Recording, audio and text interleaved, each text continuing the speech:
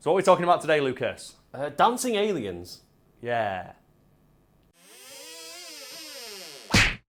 To clarify, today we're talking about Aliens Colonial Marines, and as is the way with Wiki Weekends, we are reading the Wikipedia page for it. Funnily enough, we're going to start at the beginning with a rundown of what Alien Colonial Marines is, for all those people at home who aren't familiar with this huge piece of shit.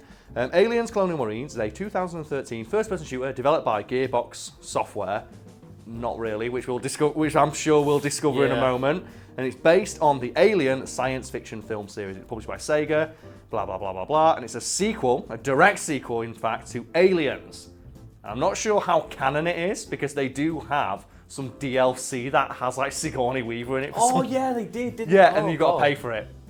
And it also reveals that, like, I think Hicks survives or something like that. It's really stupid, but yeah.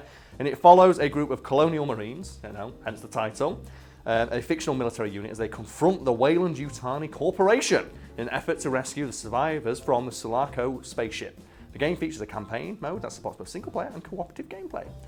It's also very, very bad. So, Lucas, have you played Aliens Colonial Marines? I haven't played it because I've been so scared off by, like, when it launched, everybody just went, avoid this pile of shit. As an idea of how bad this game was, I think there was a class action lawsuit Yeah. filed against it, and people actually got their money back. It's crazy to think about. So Colonial Marines was developed over 6 years and suffered a tumultuous development because the Gearbox decided to focus on its other projects, like Duke Nukem Forever. Presumably fodder for another video, and Borderlands 2. It did work out well for them, yeah. Duke Nukem was great. One of those projects did actually make them some money. So they outsourced a significant part of the game to other studios. The game was heavily inspired by Cameron's film. It was a direct sequel, so it better fucking have been. It sold more than 1 million copies, but received negative reviews due to technical problems, low quality graphics, and the weak enemy artificial intelligence. In April 2013, 2 players filed a lawsuit claiming that Gearbox and Sega had falsely advertised the game, but it lost class action status in 2000. Oh, they lost. Oh, they lost. I don't think they should have. That was false advertising. That was blatant false advertising. It was so bad. I'll try and find a comparison. Find the clip of the famous one of, it's the first showing it had with all the really atmospheric lighting as they're walking through this abandoned spaceship, and then in the game.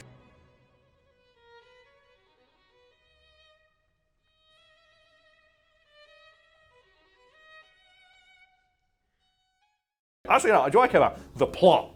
There we go. What's the plot? Because I love Aliens. I love me some Aliens. I love the film or the series. I think it's hilarious that now it's a series that has more bad movies than good.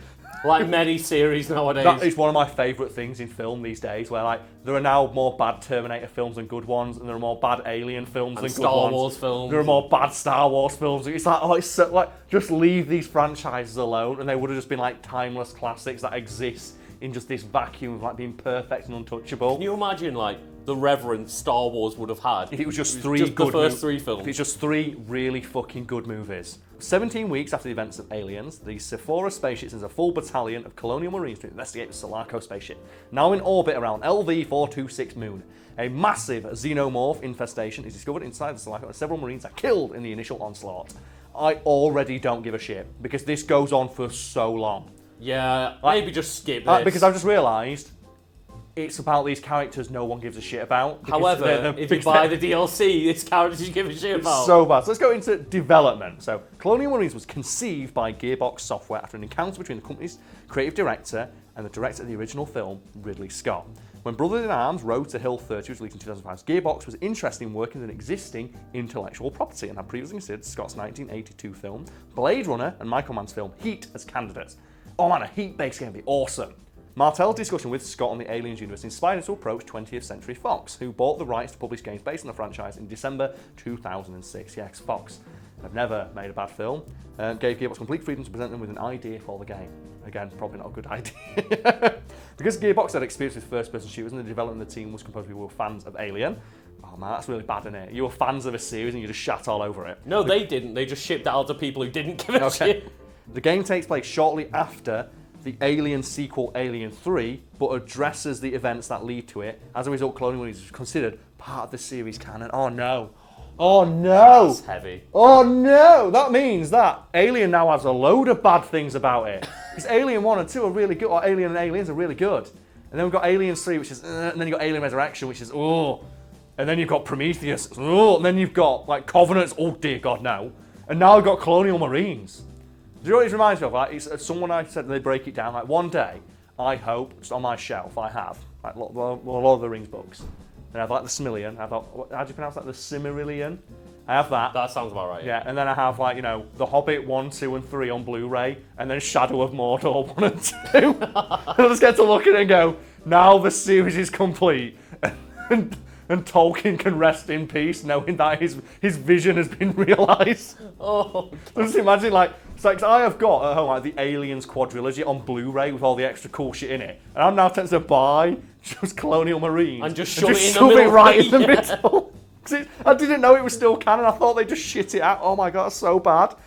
Oh, I didn't know. Oh, Carl's just dying on camera. I didn't know it was canon. I thought, surely. They just wiped it from existence. Yeah, it's like, like Aliens versus Predator. Oh, yeah. Like, that is technically canon because they reference Wayland Yutani in those films. It's so bad. And the alien is so fucking cool. And this game's ruined it. Oh, yeah, man. Like Alien Isolation, for example. That was amazing. great. And it just shows off how cool one alien on its own can be. Well, spoilers, there's actually 2. That is probably my least hate. It's I hate that twist. Where it's multiple aliens. It's one. Make it one alien. Yeah, just make it one for once. Come on. Make it one fucking alien. It's so stupid. It's like, no, it's actually like 10,000 aliens. Like, the alien isn't scary when there's a lot of them, unless you are like an armed squadron of Colonial Marines. You know what's really scary? When they all just glitch out and spaz. They are scary aliens. It's like, I think the way I heard it summed up is like the alien, the most terrifying creature of science fiction. Like the first one you encounter in Colonial Marines, you overpower with your bare hands. I fucking hate this. I'm so annoyed. So annoyed. Anyway, all right. So production. Although Gearbox is credited as the primary developer of Colonial Marines, multiple developmental studios contributed to the game's production. Initial work began in 2007 under the codename Pecan, with the creation of a prototype by Demiurge Studios, who helped Gearbox with networking and multiplayer assets. Between 2007 and 2010, Gearbox did not focus on development of the game, instead to work on the projects like Borderlands and Duke Nukem Forever, a game that took a decade to develop. I love how they just throw that in there, just as like, you know, a dig. A little dig, just as to a little Duke dig. Nukem Forever, like, fuck you. Oh man, that's so fucking good. When Borderlands was released in 2009, the game turned out to be a critical and commercial success. These led Gearbox to immediately start working on a sequel, and outsourced primary development on Colonial Marines to Timegate Studios. Have you ever heard of Timegate Studios? No, of course not. Well, that sums up that. That's probably why it's so shit, but... Oh my God. I love that. This Borderlands did really well. Fuck Colonial Marines. I still love that Randy Pitchford gets really annoyed and will like yell at people when they bring up the fact, did you steal money from Sega for Colonial Marines to make Borderlands 2 DLC? And he's like, no, I didn't.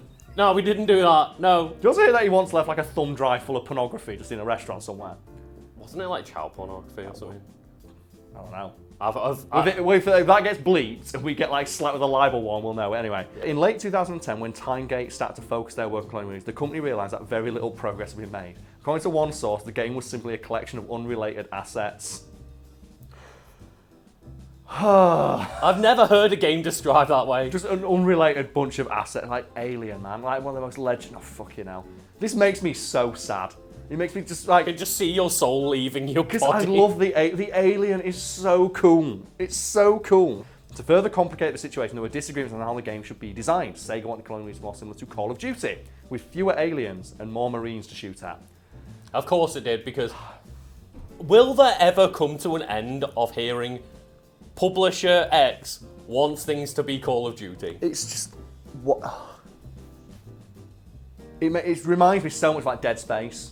Oh, like God. Dead Space 1 and 2, like utter classics of the genre. Knocked it out of the park. And then in number 3, it's like, yeah, but let's shoot more people. Not the super cool, interesting, no. Let's throw in co-op microtransactions and human beings. So fucking, it's... Call of Duty, I love that series, but it ruined gaming for about 5-10 years. Because everything just became Call of Duty. Everything had perks and kill streaks. It was so annoying. Anyway, when Gearbox took the project back in mid-2012, the company was not satisfied with Timegate's work, partially because the game could not run on a PlayStation 3. What? It could could not run on the one of 2 consoles it was developed for. For a release date set for 2013, asking Sega for an extension was not an option because the game had already been delayed several times, resulting in Gearbox having 9 months to revise Tynegate's work and finish the game. How much of the game was actually made by Gearbox was highly questioned by Tynegate. According to Gearbox CEO and known asshole Randy Pitchford, Tynegate contributed 20 to 25% of the game's overall development time. I'll point out that Randy Pitchford lies all the time, so make of that quote what you will. However, without considering Gearbox's pre-production time, Pitchford said that Tynegate's effort was equivalent to theirs. A moderator on the official Tynegate forum revealed that the studio worked on the weapons, characters, aliens, story, and multiplayer components, while some Tynegate developers estimate that 50% of the campaign mode was made by them. I'm not gonna lie, I'd be trying to put as much shit on them as possible. That's the thing. You'd think they'd be like, no, Gearbox. If Gearbox want to take credit for it, this huge you turd, fucking go for it. I don't get why they would come out as a company and say, no, we made this turd. This is our turd. Like, someone walks in, there's a big shit in the middle of the carpet. Imagine this, right? And then Randy Pitchford goes, oh, well, that was me. And then you go, no, I did half the shit. I helped with that. Half that shit is mine, blame me. So I don't get, if you want to run with this and take mate. Whatever. Yes. Anyway, marketing and release, 'cause this is where the fun stuff starts. This is where the fun begins, to quote one Darth Vader. Prior to its release, Colonial Marines was criticised for not featuring any playable female characters. That is actually weird, isn't it? Considering Aliens, the series Aliens, be a champion of that. Exactly, like Sigourney Weaver, like Ellen Ripley, is like one of the most best influential and best female lead protagonists of all time. That is very strange, actually. So yeah, when a petition was formed to change this, Gearbox included both cooperative and multiplayer modes. Oh, cool. Lucas, we're here for one reason, and that is the reception part. Like all that preamble was just leading up to this. So Colonial Marines received negative reviews from critics, who criticised its uninspiring gameplay, technical issues, low quality graphics, superficial thrills, and especially compared to Cameron's film. One writer for IGN remarked that although Colonial Marines looks and sounds like Aliens, it does not feel like it. It does not bring anything new to the first-person shooter. Oh right, okay, that was it. Yeah, yeah. That's about all I could probably you say expecting about more? it. Okay. Similarly, Kevin Van Ord of GameSpot described the game as a shallow bit of science fiction fluff with cheap production values and an indifferent attitude. Entertainment Gaming Monthly, however, praised the game for its respect to the source material, describing Colonial Marines as the best gaming representation of the franchise to date. And when I say that, Lucas, please put in the canny alien.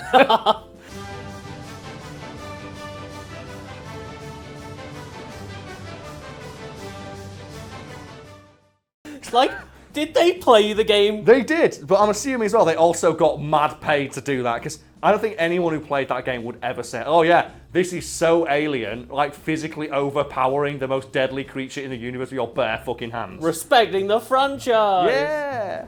The game's numerous bugs frustrated critics. These include poor collision detection, glitchy artificial intelligence causing enemies to freeze or fail to recognise each other. So this is my favourite bit, we need to talk about this, because did you hear that they fixed the AI for Aliens years after it came out? Was it wasn't it a modder that changed like one line of code or something? No, one line of code, one letter in one line of code. There is like a mistake where one letter in one line of code, which made the aliens interact with you, was just wrong. So what the aliens did is just ran in a straight line towards you, or not at all. They didn't recognise where you were, whether they're supposed to move in relation to your location, and they changed it. It's like, oh, now the aliens actually move. Because I think there's a level where just the aliens just walk straight past you. It's like the program's just run in a straight line towards where you spawn, so you just run straight past it. Oh, great, awesome. Oh, this is why I quit programming. Oh, the story drew criticism for its lack of consistent continuity with the Aliens films. Canon. Do you know what you need to do as well? Put that GIF back in, and now with that guy's got, and then put canon at the top. Do that. Oh man.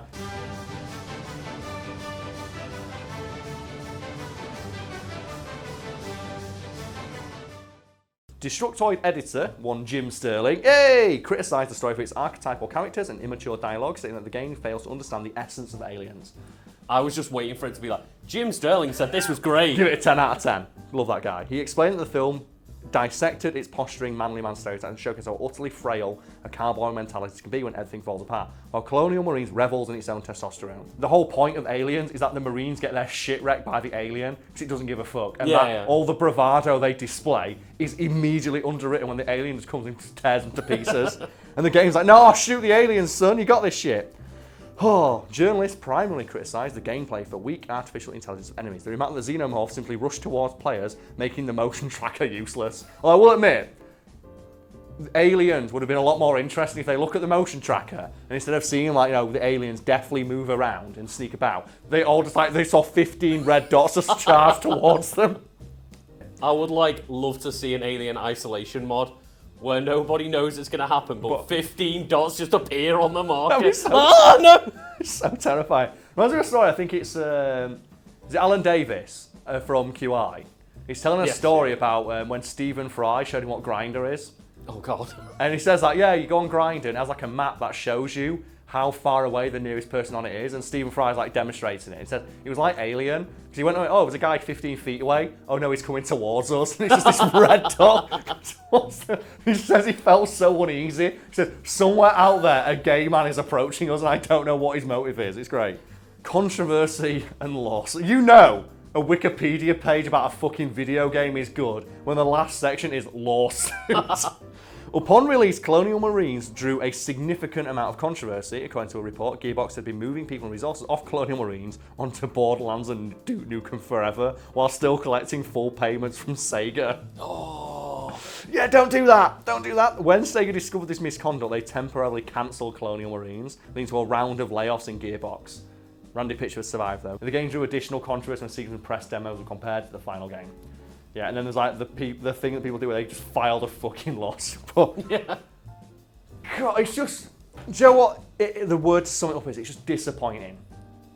Very disappointing. Because like then, like Alien Isolation came out and it's just a phenomenal, like it hit it straight out of the park. Because that was a game where it was constantly being second guessed by higher ups. Like put more action in, put guns in. No one's gonna play a game where you are constantly being like hunted by a murderous alien. It's like, the film this is based on is one of the highest grossing Bethesda movies of all time. And I'm pretty sure the criticisms of the game are like later on when it becomes a bit more action based. Because that's not the point. Like you're not supposed to fight the alien. You're supposed to run away from it. So, but just disappointing. Well, I'm going to do that when I get home. I'm going to buy a copy of this game and I'm going to put it right in between Aliens and Alien 3, and that's. No, I'm not even gonna. But I'm going to force it into like the nice little neat box set that I've got. Just shove it right in the fucking, there's right cannon on the front. So when you know the viewing parties, if I want to watch all of Aliens, so between 2 and 3, you have to go play Colonial Marines. So I rewatch like the Alien franchise like once a year because I really fucking love it. Now I've got to do that shit. Oh god. Don't worry, we'll just stream it co-op, Karl. Fucking hell. Fuck that game.